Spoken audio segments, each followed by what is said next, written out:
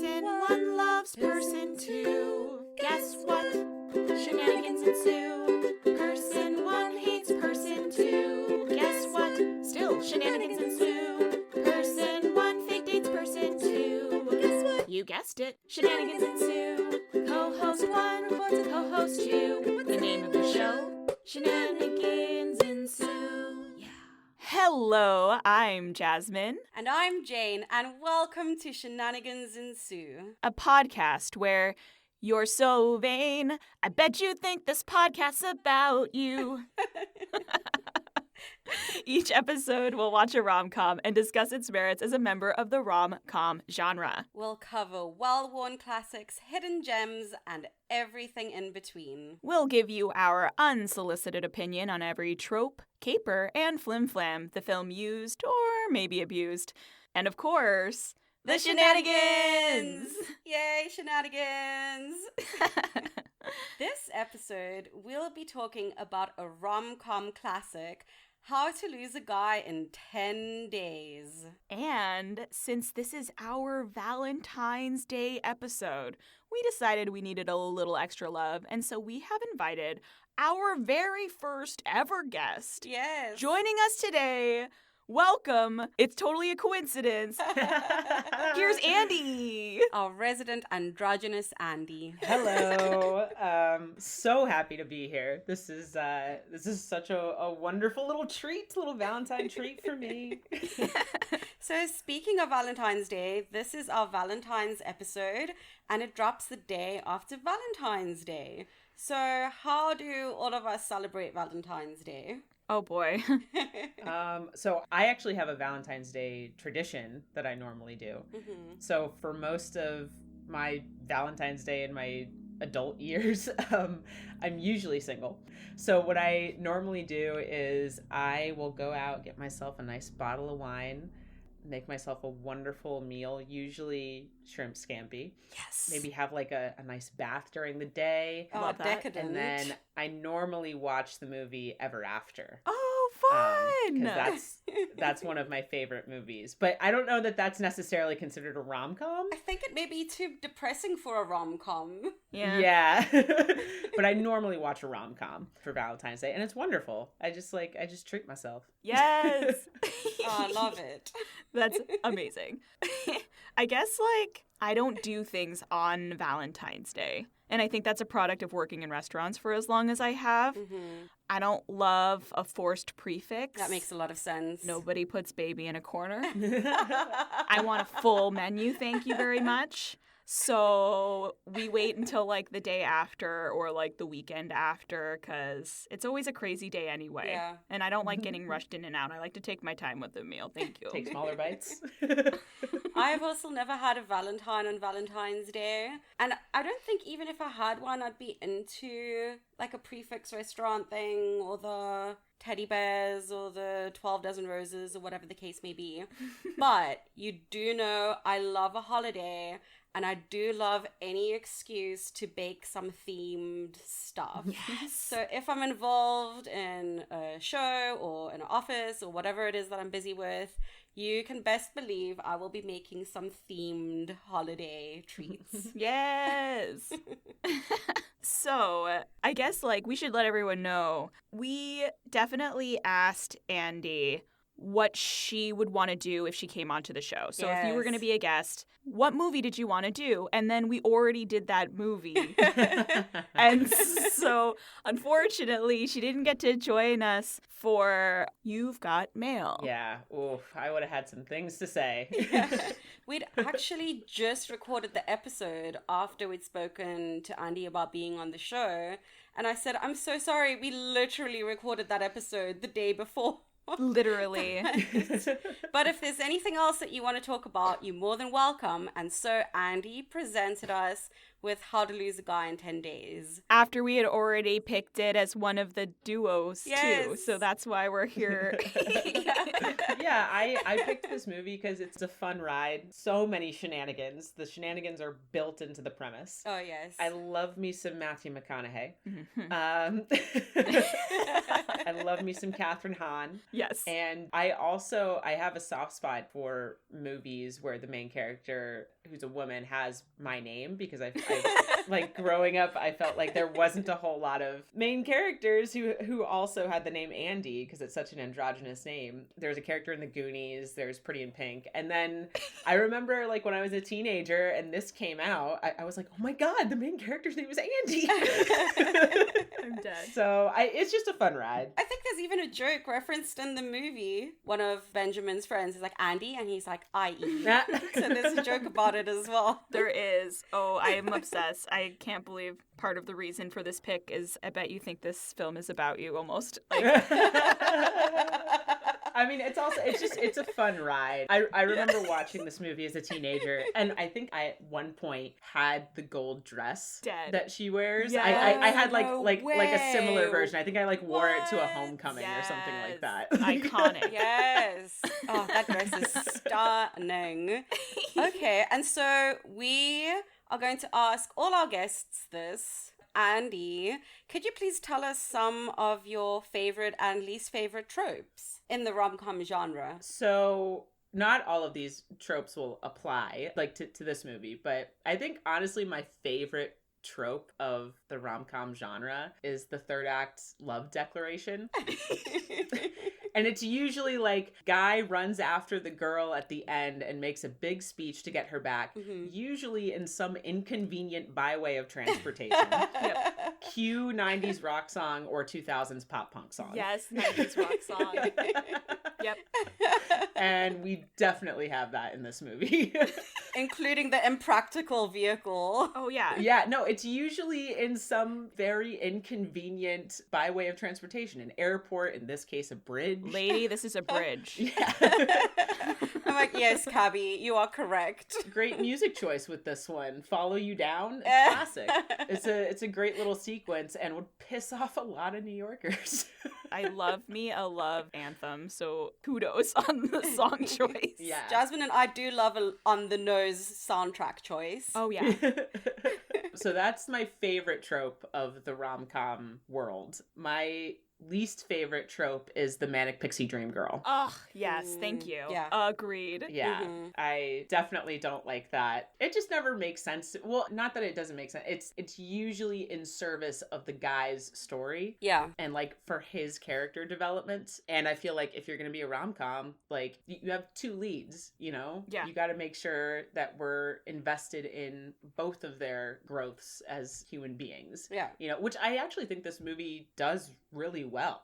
I think both of the characters are very equal in this movie as far as like how manipulative they are, Yes. how confident both of them are. I think this movie actually treats both of our main characters as full human beings, which I like. I super appreciate that. Yeah, for sure. it's true. I feel like we get equally their work environments. We see both of their bosses. We see their best friends. We see how they move in their careers. Like, they do really make an effort to flesh out the worlds of both of these characters. Speaking of our characters, maybe we should give a plot synopsis. Sounds good. So we have Andie Anderson, our resident how-to girl at Composure magazine. Her latest column is the title of the movie, How to Lose a Guy in 10 Days, which is meant to show women what not to do when dating. Meanwhile, Benjamin Barry is a ad man who is challenged to make a woman fall in love with him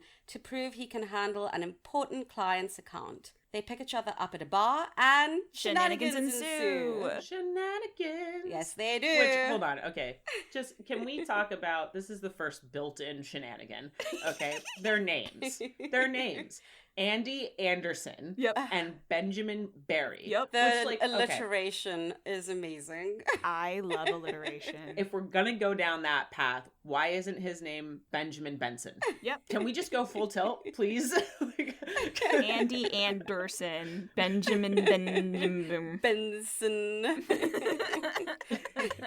No, you're not wrong. Which also, so our leads, Matthew McConaughey is Benjamin Barry, and Kate Hudson is Andie Anderson. Fun, half-assed internet research. Gwyneth Paltrow almost got cast. Oh, wow. Instead of Kate Hudson. Oh, yeah. Huh. And it would have been an entirely different movie. Yeah. If she was playing the Yeah. lead. I would have hated that movie. Apparently there were scheduling conflicts because she had to do View from the Top, which I think good casting choices on both parts, like those movies. Yeah. But yeah, what a wildly different movie this would have been if Gwyneth Paltrow was the lead. Oof, that would have been a completely different movie. Yeah. I feel like this would have been another salt fest for me because Oh yeah. I truly cannot stand that woman. Well, also because like the and I'm right there with you, Jazz. I don't care.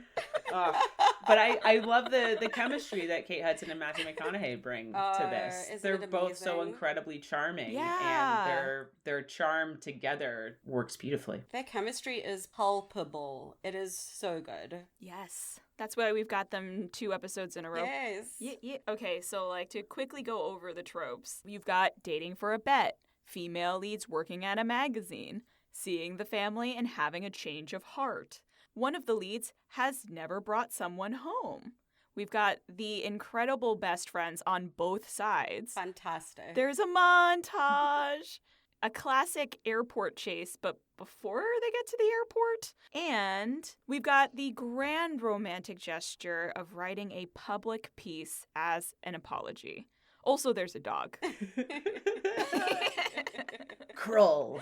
I love this dog, and I don't. Oh boy, we'll get there. Okay, so. So, as Andie has said, the entire conceit of the movie is a shenanigan, and we will get into the shenanigans later. Oh, yeah. But part of it is the dating for a bet. So, for those of you who haven't watched the movie, Oy. boy vey, I mean, so messy, so many HR problems, so many moral issues. The Like, moral how are both issues. the bosses allowing this to happen? Capitalism. Yeah. Yeah. Andie's friend Michelle has just gone through a breakup, and Andie has said she is going to do all the quote bad things that women do that drive men away. Meanwhile, we have Benjamin, who's trying to prove that he can handle the Delorier diamond account by proving that he can make a woman fall in love with him. So it's all very messy. Who even knows what making a woman fall in love with you has to do with diamonds or luxury? Honestly, Okay. it's plot shenanigans. Truly. Like how? That scene is probably the only scene that I found truly kind of cringeworthy. Because like there's this long shot on one of the Judy's like chest because she's wearing like a necklace, like a diamond necklace. Oh my word. Yeah. And I was just like, oh, this is horrible. But that was really kind of the only shot where I was like, this did not age well. But I think, okay, so she says selling a diamond to a woman is like making her fall in love. She has to feel giddy, desirous, adventurous, and desperate. Yeah, what the desperate? What? Yeah. Like, I just wrote down, this is a ridiculous conversation. And these women are ridiculous. But it's ridiculous because, like, they're still in a patriarchal world. Yeah. And she's like stroking the necklace. Few shot on her chest. It just makes me wonder, like, do you need to be desperate to fall in love? Is that what she's saying? Kind of. You need to be desperate for these diamonds. I don't. Yeah. The whole... I can't say I've ever been desperate for A diamond. a luxury product. I don't know. Yeah, the whole premise of how they're pushing the diamonds, it's associated with love, doesn't make sense. The frost yourself. I can't. Was also Go frost yourself. I mean, it led to a laugh out loud moment when Benjamin's boss shouts out the window, "Women of New York, frost yourself." Go F yourself. I literally, the second, I've never watched this movie before, and the second Matthew McConaughey said, women want to be frosted. They should go frost themselves. I was like, go frost yourself. I said it out loud in a New York accent. Which I think that's probably the only accurate New York thing in this movie. Because, like, another problem I had... Okay, so Kate Hudson is going back to her friend's place to take her back to work for a meeting that's in 20 minutes. They work in Times Square. Where do these people 15 minute. They took a 15-minute cab. Where are they living? It takes you 20 minutes just to get to the subway. Like, Why did they write it like where this? do these people live? Infuriating. I wrote that down too. So anyway, all we really need to know is that Kate Hudson is trying to push Matthew McConaughey away, and Matthew McConaughey is trying to keep her. So that, of course, leads to a lot of shenanigans. Yeah, him tolerating a lot of things that he should not have. Way more than anyone who'd ever been in a relationship for a year would tolerate. Oh, yeah. Because some of the stuff is just wild. It's funny because I've never watched this before, and so I found the first 6 days entirely cringeworthy. I was uncomfortable for the entire first 6 days of their relationship. I mean, it's supposed to be cringeworthy, though. I hated it so much. I was like, this is so uncomfortable. How are they going to come back from this? They have amazing chemistry. That's how they come back. They really do. It's designed to fail, but against all odds, they fall in love. They make it work. Them and their love fern. Love bird. Jasmine also hated it. The love fern. I mean, I hated it because I loved it. I was just like, this is mad funny and also so uncomfortable. It also led to one of my favorite exchanges. Kate Hudson is like, a love fern died. And Matthew McConaughey is like, no, it's just sleeping. Yeah, you killed our love fern. Yes. Okay, so with the setup, right? This is so like early 2000s. They're like so blatant with their setup of the characters, right? Like in the first 5 minutes, they establish that like, oh, the female lead, she's smart, she loves sports, but also likes fashion. She's a cool girl. Like she's clearly They a didn't catch. set that up well enough for me either. Yeah, and then Matthew McConaughey is like the bad boy who rides a motorcycle. I can't. He gets into the office and changes, like in view for everyone to watch. Ogle his bare chest. Also, his office was masculine with a pool table in the middle and the dark brown fixings and the dark green walls, just like juxtaposed against Andie's magazine, which is light, open space, white everywhere. That was one of the things that I didn't love about that intro was they broke the show me, don't tell me rule. With her love for politics, we never actually see her discuss politics. That's true, yeah. Ever. There's no other lead up. It's unnecessary. She could want to write about sports. She's into sports, and we actually see that happening and things. I just thought it was a really bizarre. That would have made a lot more sense. I guess, yeah, we needed it because she needed to fly to DC. So, okay. You make a good point, though, that she'd want to write about sports in a woman's magazine, which I suppose is still somehow taboo. And that would have made a lot more sense for the character because it shows her really being into sports. Yeah. Whereas we don't see her talking about politics at all. We never see her talk about Tajikistan Yeah. ever again, except for like the first 2 minutes. And in the most pretentious possible way. Yeah. Like the ending line is like, and this is why I don't think that peace is possible in this decade from my own personal opinion. Like, girl, have you even been there? Yeah. What is happening? Your piece is like making me uncomfortable as a person of color. I was like, this is a weird intro for her. Okay, let's just talk about the article she's gonna Well, that write. does tie nicely with the trope of the female lead working at a magazine. I don't think we've spoken about this yet before, but how there are just a couple of professions that the female lead can have in a rom-com. Oh yeah. Bakers, Editors. Writers. small shop owners, Wedding planners. On the flip side of that, I think with men in rom-coms, especially in this era, they can only be admin or architects. Yes. Yes, the architects. I would love to see a rom-com with two of the leads in STEM. Yeah. Oh my god, that would be great. Or like this guy's a construction worker. It's New York. Yeah. Something like normal. I don't know. Which like, okay, so Andie Anderson, she went to grad school at Columbia, right? So she's probably giving her the benefit of the doubt, maybe 24, 25. Yeah. And she's working at like one of the top fashion magazines in New York and lives in the apartment that she does. Unrealistic. Yeah. That's a really fast Yeah. jump start of a career, even having gone to an Ivy. She's got some connections. Yeah.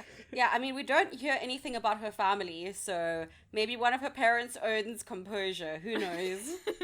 And then, okay, so on the flip side of that, when Matthew McConaughey first comes on screen, I literally wrote down, he's so young. Has his balls dropped yet?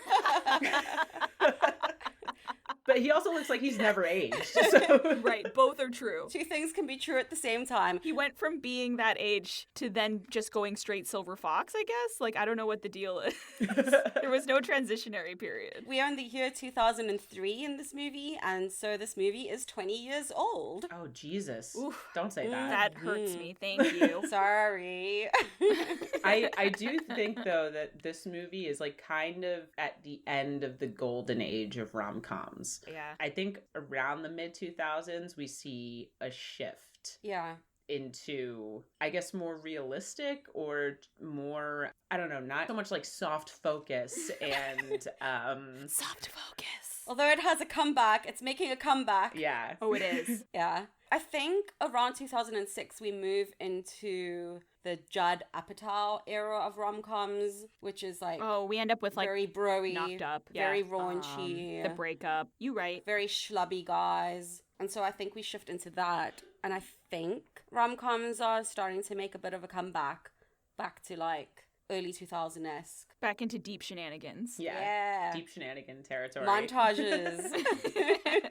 That montage at the beginning, by the way, delicious. So much fun. Exposition montage, awesome. Love a good exposition montage. Yes, I was really into it. Also, at the very, very top, Yeah. I do love the way that they introduced all of the friends for both sides. I feel like they were incredibly well fleshed out as far as personality types, and I had a lot of Same. fun with those side characters for sure. Ah, love Kathryn Hahn. Amen, Kathryn Hahn. Yes. I love Kathryn Hahn. I love Oh, Oh, her. she's such a hot gosh. mess. Incredibly delusional. I just needed to Yes. give her a hug and a fluffy, fluffy pillows. Our fluffy pillow merch. Also, like, Kathryn Hahn, you can be my couples therapist any day of the week. Gosh, that was so good. That was so good. I wrote down my favorite quote for her was, "You only dated the guy a week," and she responds, "It was the best week of my life." Oh, girl, what a mess. She's the kind of characters who the line, "Oh, honey," was invented for. Yeah. Like, truly. Oh, honey baby. Oh, honey, sweetie. We're working with a lot of characters. Mhm. And like not a lot of time to give all these characters full lives. Yeah, for sure. And I really feel like we got to know who these people were, which like kudos, because it doesn't happen all the time. I feel like these are pretty good side characters too. I mean, yeah, like delightfully so. Ben's friends are idiots. Right, which in and of itself, what a shenanigan. The The Judies. Judys have like a wicked stepsister vibe to them. I love that. The Judys. Like their whole dynamic within the office is great. I love the scene where they're talking about how the article is going and Yes. Andie's just stuffing her face Yes. with a burger. I love real eating in a movie. I love a good like face stuff button on a scene. Yes. Even the bosses are really good. Oh, yeah, absolutely. I might mispronounce her name, but Andie's boss, Amazing. Talk about stealing a scene. Babe Newworth. Oh, I know her as Lilith. Oh yeah. But yeah, she's got a few great one-liners. Like, Yes. I love her reasoning for why it's 10 days. Yeah, we go to Prince in 11, so. Yeah. Oh, boy. No chill at all. Love this boss. She's great. Oh, so good. I guess, there's a couple more little tropes before we move on to shenanigans. I for sure want to discuss Matthew McConaughey bringing Kate back home to meet his family. Okay, really quick. Mhm. I was deeply irritated by, number one, him calling the Knicks the Knickerbockers at the very beginning. Yeah, I got kind of confused about that actually. That doesn't make any sense. No one would ever say that unless they were like, the Knickerbockers are entering the playoffs. Like, they're doing it ironically. If you're not doing it in an old-timey radio voice, then why have you said it like that? And the Knickerbockers have made Yes. it to the No one says that. It's so funny because I then went and looked it up to see when the Knicks was shortened from the Knickerbockers, and it was in 1946. See? That tracks. So I'm like, what is with this weird choice? by the screenwriters. No one says the Knickerbockers. No one. And so I already was like, this is very weird and uncomfortable. You're not from New York. And then, like, we're going to go meet the family, not like a cousin who lives in Staten Island or Jersey or Long Island. No. We're going to go meet his mother, who owns a house in Staten Island and also has an accent from Texas? Absolutely not. Yeah, okay, can we talk about that? How his whole family lives in Staten Island and yet they all have Southern accents? No. The cousin who's a cop sounds like he's from here, which tracks. So funny. That's it, though. Jasmine was so pressed. This drove me bonkers. I said, I think what happened was they wanted to hire Matthew McConaughey for this role. Obviously. And they were like, plot, we'll just give everyone Southern accents, but plot requires them to live on Staten Island, so that's what's gonna happen. They even gave their family ranch house in Staten Island a feeding bell. Like, he, like, goes outside and rings the feeding bell. I was like, this isn't Texas. If you wanted her to meet his family and you still wanted him to be from Texas, just really simple, we're gonna go to my cousin's house, not my mom's house. You know what I have to say to all of that? Bullshit. Which is one of my favorite scenes in the entire movie. I am obsessed with that entire scene. That was super fun. And if you've watched this movie on a plane, you will miss this scene. This scene is not in a movie on the plane. Wait, what? Yeah. Then the movie doesn't work. Yeah. I mean, maybe they are now, but like back in the day. I feel like bullshit's allowed now. Yeah. That scene is so fun. We play that game a lot, and it's a lot of fun. I haven't played it in years. It will test your relationships with people, but like, oh my goodness, so much fun. Which I'm surprised that, like, okay, so if Ben is so good at reading people and calling bullshit, how is he not able to call bullshit on Andie this whole time? Seriously. Right? I guess he does reference it a bunch of times where he says, what happened to the really sexy Andie I met on that first day? That's true. But now he's just doing this and he keeps muscling through this relationship for the sake of his contract. Love is blind, I guess.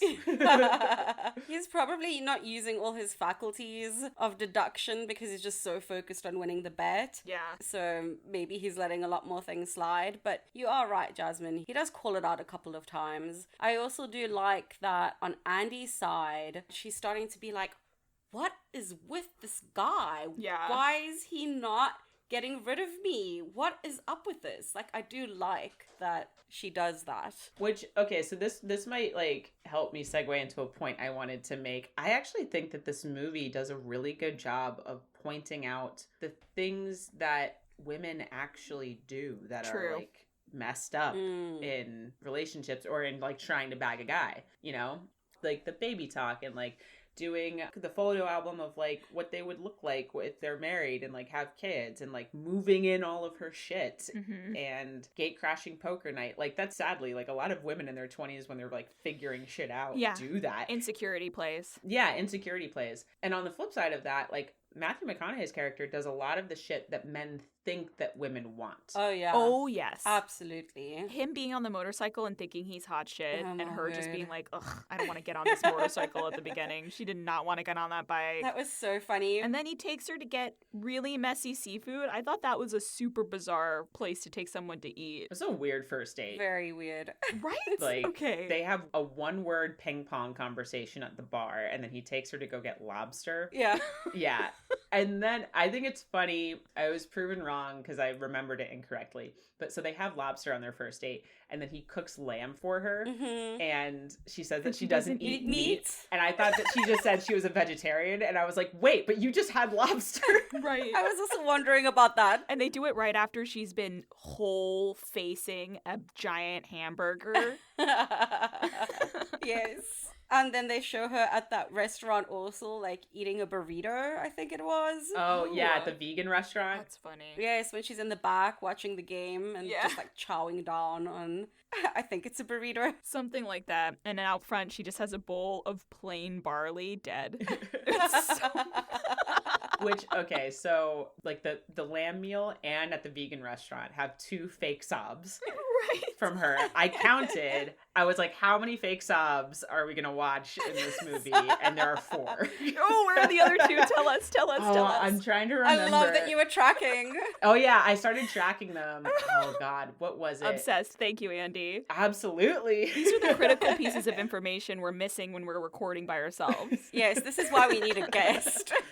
So there's one when she's like, I don't eat meat. And then there's the one at the vegan restaurant where she's like, my boyfriend thinks I'm fat. Okay. I think there's one before that. I'm like not remembering it though. And then I think the other one is when she like storms out after crashing the poker night. Mm-hmm. Yeah, the thing where she's like, you let our love fern die or whatever. I'm taking this love fern with me. Yeah. And then our favorite quote, Andie, if you want to give that one. Yes. The first time she says I love you? Yes. Yeah. Which I also think is bizarre. Like It's like day 6. yeah. And they don't say it again in the movie. Oh, they don't. I didn't even realize that. They don't say it again. Like, she says it in the article that she writes, the apology article at the end, where she's like, I've fallen in love with this guy. They But don't like, say it to each other. yeah, the only I love you in the movie is when she storms out of the poker night. She takes the love fern. Does parkour down the fire escape. Yeah. Does parkour Cirque du Soleil down the fire escape, which Wild. no person in New York is even capable of doing. No, you're getting arrested if you try to do that. And then she goes, Benny, I love you, but I don't have to like you right now. Why doesn't he at that point go, I've won the bet? Right? No, he's got to go on the date. She has to be at the event. He's got to prove it at the diamond event. Goodness. And then he's trying so hard in that scene to say the word therapist. It pained him. I mean, I do have to say, I'll give credit to his henchmen idiots that like they came up with the couple's therapy. Yeah. They did. Right. They were backing their guy. They really wanted him to win that account. And he was gonna literally refer to his personal therapist that the guy uses with his own wife. It was like Yes. really sweet. I will give them points for that. Matthew Mcconaughey, he's like trying to get the word out of his mouth. And let's go see a therapist. But in general, I gotta give him points for like, he's trying so hard not to be an asshole throughout all of this. Yeah. And he fails sometimes as well. Just the 2 of them in general. I know that it's supposed to be scaring him off, not assholey, and he's supposed to be getting her to fall for him, but also not assholey. But at the end of the day, the manipulation is so rough on both ends. On both their part, they're both like master manipulators. But I gotta say, Kate Hudson, she Wowie pulls wow. out the stops Diabolical. with her Diabolical. manipulative shenanigans. She makes him blow his nose in front of the guys and holds the tissue for him. And I love the moment before, because the moment before she goes and grabs the tissue box, and I see the look on her face. Why does she look so pained? Why does she look like she can't believe what's going to happen? And I was Yeah. very confused. And then she walks over to blow his nose for him. And I was like, oh, no. She then goes and checks the tissue that he blows his nose into and says, no. white, healthy boy. Truly. That just wait, hold on. added extra awkwardness and cringiness to that moment. I have a comment about that. Okay, so yeah. is it? She's not calling him a white healthy boy. She's No, calling the No, snot the white. snot. But yeah, okay. I somehow missed that, or I blacked out because I don't remember that at all. And then she proceeds to like have the balled up tissue in her hand and tap, I think it's Tony, on the shoulder with it. No. Ugh, Okay. Especially in COVID times. No. Okay. Real talk. Of all of the tactics that she pulls in this, what's the worst one? What would be the deal Goodness. breaker Oh. for you? Ooh. It's a good question. Okay, I'll go first because I have it written down. Yeah. Go. Okay, I think calling the mom. Oh, Calling the mom. yeah. Involving Ooh. the parents. Yeah. Without his knowledge. And, like, how did she even get that number? I have no idea. I don't know. Impressive. And getting the key to his apartment, Oof. like, without his permission. Oh, gosh. Yep, the key, I think, is the one. Yeah, that would have been the deal breaker for me. Like real deal the key breakers. is mad creepy. Yeah, I've known you less than a week and you've somehow wrangled a key to my apartment. Like, that would be, I'd be running. But, like, silly shit, I think the blowing the nose and then, like, buying the dog and making him take care of it, that's just wild. Yep. I would be like, what world am I in now with this person? The dog that pees on the felt all the time. Maybe he thinks it's grass. This dog was so weird. I literally wrote down purse dog. Whose dog is that? I started freaking out. I was like, you don't have a dog. Whose dog is this? And the fact, like you said, that it shows up and it just, now it's Matthew McConaughey's dog that lives in his apartment. I love that he feeds the dog beer, though. He's just so fed up. And then he came back from the shops and, like, went out and got a whole bunch of dog crap after Kate just, like, gave him the dog. Yep. The fact that he accepted the dog in the first place, I was Yeah. like, oh my word. That's so sweet. But why have you... Okay. Yes. For me, one of my favorite moments, and I feel like should have been his deal breaker moment, is the the sequence where he's in the bathroom washing his face and then the horror movie noise starts to play and he reaches and the towel is pink and has lace and he looks into the medicine cabinet and there's a perfectly placed and positioned Vagisil and then everything goes to hell. I was like, oh my god, I can't. This is literally a nightmare. Yep. The call's coming from inside the house. Get out, Matt. Get out. Right, are there any more tropes that we want to cover? I think we've touched lightly on the dramatic chase on the bridge. Oh yeah, that's a total shenanigan though if we want to just start right in on that. So many shenanigans. Like the fact that he finds her to begin with. How? Like, how? We don't have GPS like that yet. Because it's Matthew McConaughey on a motorcycle. Also, is like New York in 2003 the total of 5 blocks? Like, is this what's happening? So he just like picked what he thought was the best route and zoomed up next to every single cab, looked in, and then zoomed off to the next. What? Well, and they're ostensibly going from Midtown to the Manhattan Bridge. Yeah. Which that's... Takes forever. They traverse like half the island before he finds her on the Also, bridge. how do we... Did they say which airport she was going to? Yeah. There's 3. I think one of her friends said she was going to JFK. Okay. Oh, did they? Okay. Oh, I missed that. Just making sure. I think. Don't quote me on that. But then why are we on the Manhattan Bridge? That's how you get to LaGuardia. Oh, wait, Who whatever. knows? Shenanigans all the way. It's a great third act love declaration chase, though. And he brings the love fern. Yes, and I love the power move of he has got like straight up cash in his hand. He gives it to the cab. He's like, bring the lady's luggage back to her place. She has other transportation. Yeah. All right. Stop. Get out of here. I also love just before that when he goes to try and find her at her office. Yes. And then he clocks Kathryn Hahn. And he's like, you owe me $300. Yeah, that was such a good callback. Okay, so let's get deep into those shenanigans. Definitely hit a bunch of them already. Because as we've said, the whole movie is a shenanigan. So it's almost impossible to talk about this movie without talking about shenanigans. Seriously. So I guess we could just pick up a couple that we didn't talk about already. So this really, really bothered me too. You can't give somebody a motorcycle lesson on a boardwalk. You can't take motorcycles on a boardwalk, period. You can if you're Matthew McConaughey. What? Okay, cowboy. This is why he's from Texas. He's not from Staten Island. It's dangerous. So, fun, like, little anecdote. So, like, as I was preparing to watch this movie, I was like, isn't there a scene where he, like, teaches her how to sail? And I was totally confusing it with Failure to Launch.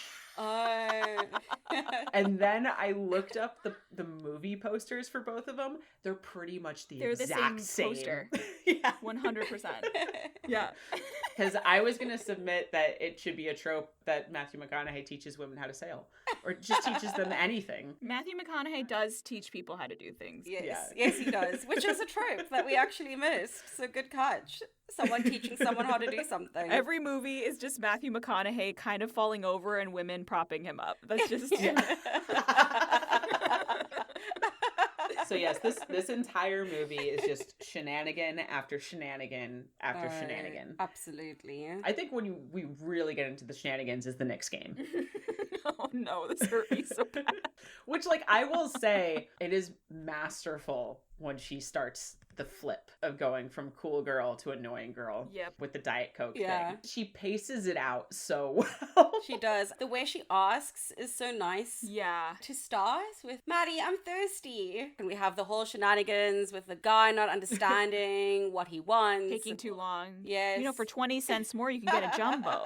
And then... Ben, it's not diet. Yes. It's not diet. At this point, all right, if I was Matthew McConaughey in this position, and maybe this makes me a shitty person, but like, you have what, a minute left in the game? I'd like stand at the top of the stairs, watch the rest of the game, and then go get her soda. I mean, we are like, what? This is day 2, day 3, I think. I think it's day 2, because she left the purse the night before. And that would have given me the ick already. Maybe I'm too quick to get the ick. No, that would have totally given me the ick. Yeah, Right. which, again, masterful move. This is a playoff game for the Knicks who don't Yeah. make the playoffs as much as they should for how much money they have. This is a rare moment in time. You do not leave the last minute. Are you crazy? I'm not even that into sports, and it would have given me the ick, because it would have just been irritating. Oh, yeah. No, absolutely not. Like, you can't wait a minute? Do you really need it right this second? I think I watched this movie with my girlfriend while I was taking notes, and I think I even said that where I was like, I would have just stayed at the top of the stairs before getting you a drink, and she was like, no, that I get that. Right? I get that. Yeah, totally. That would have been a reasonable response. Any person who would insist is like, Mm-hmm. that's not... Ooh. No. The shenanigans with the Knicks does lead to a really great shenanigan as well, where Ben is getting a little bit tired of Andie and he says he needs to work or whatever. And Andie's like, oh, but I have tickets. I have such great tickets. Like, Close enough, you can smell the sweat. Smash cut to Celine Dion concert. I loved it. Also in the garden. Yeah. His body language coming out of that concert says everything that you need to know. He's just like in a daze and like holding his chest, and he's just like, I cannot believe the night I just had. Where am I?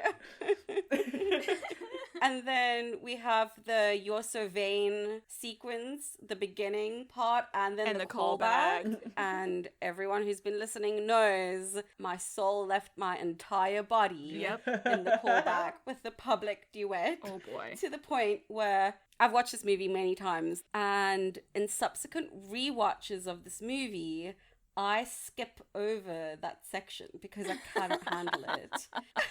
I actually said to Jasmine, I'm gonna watch this. I'm a professional. She texted me.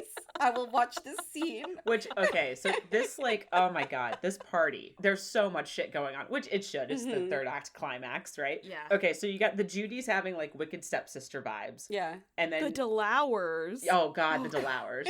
Ben's friends are being such idiots. Oh my goodness. The whole advertising crew, like, this is such high school type shenanigans, right? And all I have to say is, like, God bless everyone at this party for having to put up with all of this. Yep. Especially with the public duet. Also, Andie's sitting there. She's had like 5 glasses of champagne. I was tracking that before as well. Ben can even get back to her with the 1 glass that he was getting for her. Right. And then, bold move for her to get up on stage. Is she drunk? She's totally drunk. She has to be drunk at this point. 100%. She's definitely drunk, and she's feeling bitter from the reveal, which, by the way, that simultaneous reveal of both of It's them being so shady fuckers messy. is beautifully executed.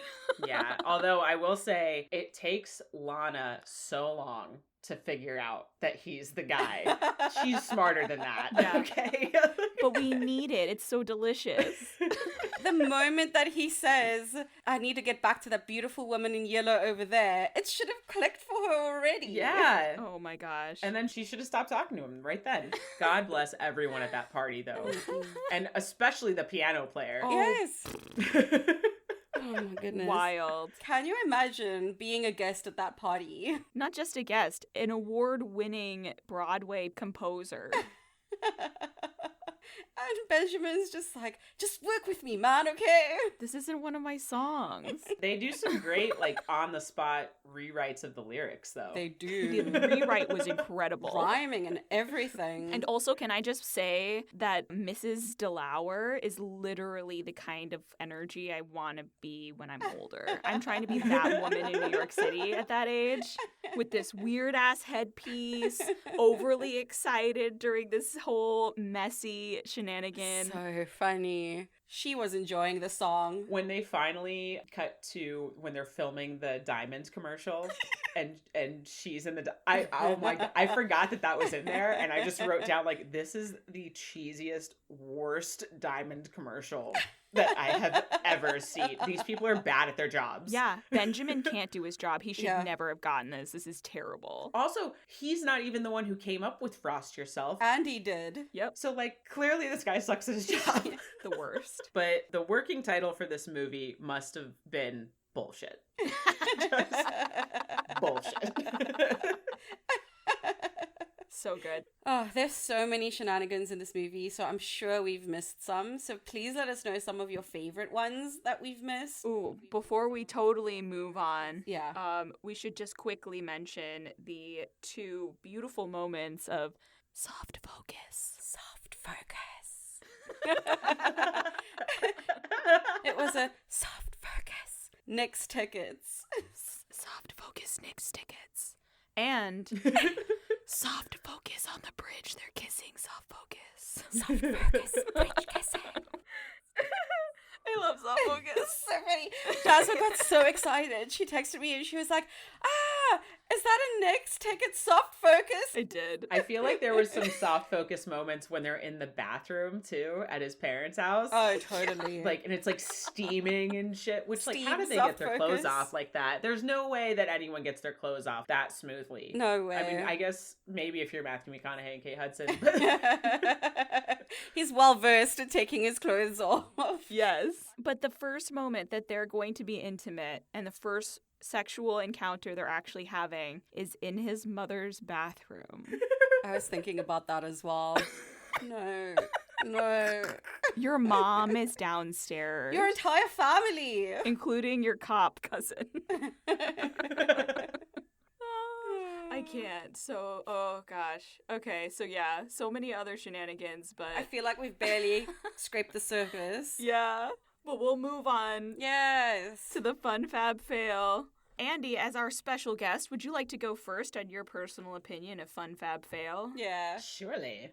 So I think this movie is just fun. I think it's a fun time. My general philosophy about movies, especially Yeah. ones made for, like, Blockbuster, is that, like, once you accept what the movie is, like, you can enjoy the ride. You know what I mean? And I think this one sets it up perfectly because the whole premise is just nothing but shenanigans. You're like, okay, I know what I'm gonna get. This is just gonna be a fun ride. And it is. I wouldn't say it's, like, over the top fabulous, but it's just like a fun time. So that's my verdict.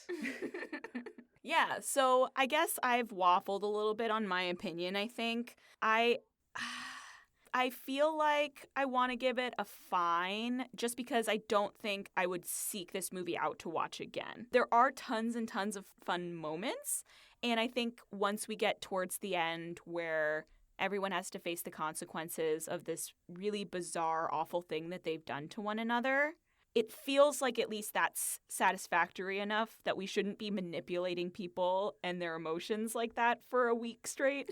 But it still was one of those things where, because I haven't watched this movie before and I'm watching it very grown, it was super uncomfortable for me to watch them be so terrible and still be on their team. Yeah. If that makes sense. No, that totally makes sense. And I guess this is what I was trying to say earlier, where it's like, I think the movie does a really good job of, like, they're both shady as shit. Yeah. Yeah. But they also both have like redeeming qualities to them. Like For sure. Matthew McConaughey isn't a complete asshole.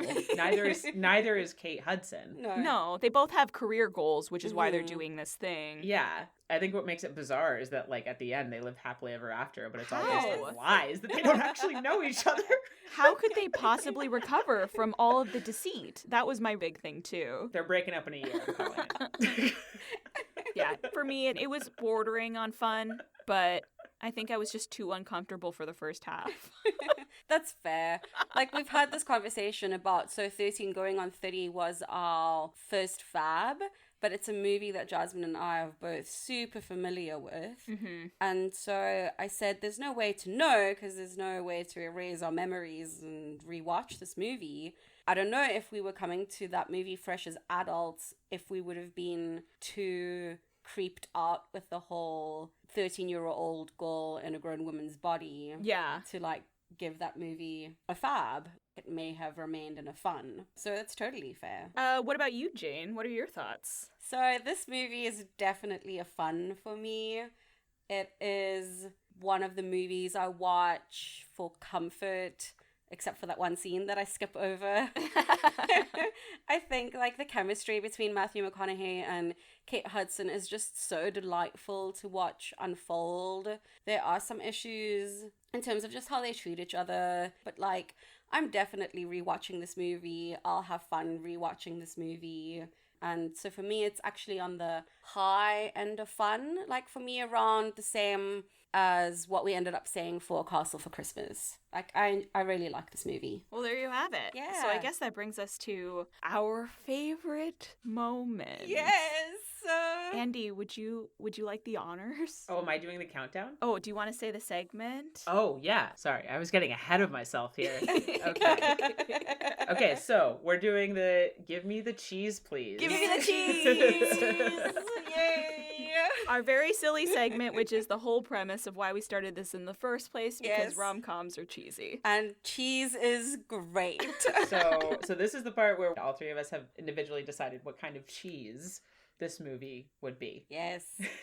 And we don't know each other's answers. No. And we're going to say them at the same time, right? Correct. We're gonna do a countdown. Yes. All right, I'm going to do the countdown. Little drum roll. All right. Yes. 3, 2, 1. Cream cheese Good with quality flaming hot cheddar. Cheetos. Yay! It happened! Oh my god! I'm so happy it happened. Me too. I'm feeling a little bit of FOMO. Oh, But I'm really so happy. sorry, that- Jazz. I'm just teasing. I'm really excited. It will happen for us one day as well. It will. It's fine. I have FOMO for like people going to the dentist. It's Oh. not. So, Like, Jazz, you should probably, like, discuss your cheese with us. oh yeah, I guess I should go first as the odd person out. Oh. No, it's really fine, Jane. It's funny. I know, but it's just like I don't know how to explain it. It's sympathy, but I I don't. promise you, I'm laughing. I know. It's more that like I'm in empathy for the quality of FOMO that it is. I know you are not actually in emotional distress. Oh, okay.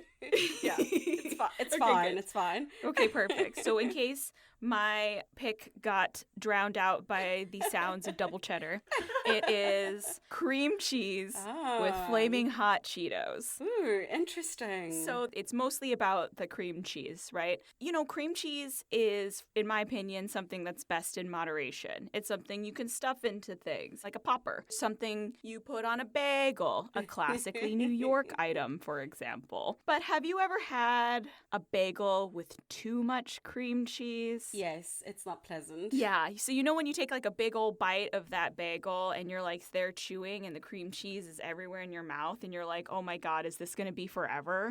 I'm only going to taste cream cheese for the rest of my life. For me, that was like how I felt with the first 5 days of their dating. So I was very uncomfortable.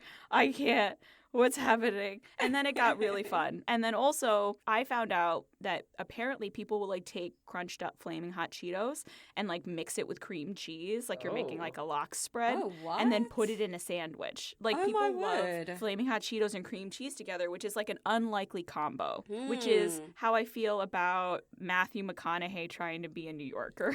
It's a good call. And so, I'm letting it go because individually I like both of these items a lot. And also, Flaming Hot Cheetos were created in the state of Texas, much like Matthew McConaughey. Wow. This is a very thoughtful cheese choice. Thank you. That is my cream cheese and Flaming Hot Cheetos. Nice. I will say, one time I ordered a bacon, egg, and cheese with cream cheese on the bagel, and like I got that feeling of just like everything in your mouth, and you're like, this is too much. Too much. You get it. You get it. I've made a mistake. Let's hear these cheddars. I can't believe that happened. That's so funny. I feel honored. This is the great first guest episode. Yeah. So I went with cheddar because, look, this movie, it's easy, it's fun, it's not offensive, really, if you just accept what the premise is. Cheddar is soft, kind of like this movie's focus. Soft focus. Soft cheddar. It can be nutty at times. You're getting exactly what you expect with this movie. And it's family friendly. Like, I could watch this with my mom and not feel awkward, I think. And like cheddar can go on just about anything, and that's kind of how I feel. Like, you can put this movie in cheese form on a platter at Thanksgiving dinner, and everyone's gonna eat it. Yeah. It's not gonna be their go-to, but like they'll have fun with it. Yeah. And it's not shredded cheddar because it's not like melty and like Oof. ooey gooey cheesy. It's just plain cheddar. Yep. It's neutral. Yeah, you touched on quite a few reasons why I will still pick cheddar. So initially I was trying to think of a cheese that had a little bit more cerebral of a quality to it because of the deceptiveness and like a whole thing. But ultimately I settled on cheddar because when you think of cheese, cheddar is one of the cheeses that you mention. It's a cheddar. Everyone knows that cheddar is cheese. And this movie, when you think of rom-com, this is one of the examples that people will very readily give. You are always happy to see a block of cheddar. It's not necessarily, as Andie said, your go-to cheese. But if you open your fridge and there's a block of cheddar, you're quite happy with how your day is going. You can do a lot with it. It's very comforting. Is it the most flashy cheese? No, absolutely not. If you presented with a cheese board, is it the first cheese you're going for? No, not at all. But it is just dependable and reliable and enjoyable. And so that's why I picked cheddar. When you put it in your mouth, you're like, yep, that's cheese. That's a rom-com. Yeah. And it's also not, I want to make this distinction, it's not sharp cheddar. No. Because there's not a whole lot of like witty. It's not spicy Yeah, it's not spicy. by any means. But it's a fun time. You know you're going to get shenanigans. A mild table cheddar. Yeah. Next time, Jasmine, next time we'll get it. It will happen. It No, will I'm just happen. really happy it happened. I'm really happy it's Andie. I feel so honored and privileged that happened while I was here For as our the first guest. Are you And kidding? What a treat. I know, it's amazing. I think that gives me points to come on again at some point. Definitely. I'm down for that. This was so much fun, y'all. Aw.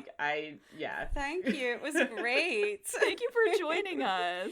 Well, there you have it. That was our discussion of how to lose a guy in 10 days. Let us know your thoughts on the movie, any shenanigans we might have missed, or what cheese you think it is. So, Andie, do you want to be found? And if so, where can people find you? Yeah, I am on some of the socials. I guess readily available. You can find me on Instagram. My handle is at andie.lemus, spelled exactly like Andy Anderson's name, i.e. last name Lemus. Yeah, give me a follow or a message, whatever. Yeah, I love meeting new people and stuff and talking about movies. Yeah. You can, of course, find us on Instagram at shenanigansensuepod, or you can email us at shenanigansensuepod@gmail.com. We hope you'll join us next time. Until then, if you get any Valentine's chocolates, Andie, take smaller bites tonight. Bye. Bye. That was so much fun. Frosting. That's so funny. It's terrible. I keep thinking of cake. Yeah, the whole frost yourself thing makes me think of like a buttercream frosting. Yeah. Or frosted tips. Yeah, which let's not even go there. Because that was in style back then. So, oh goodness.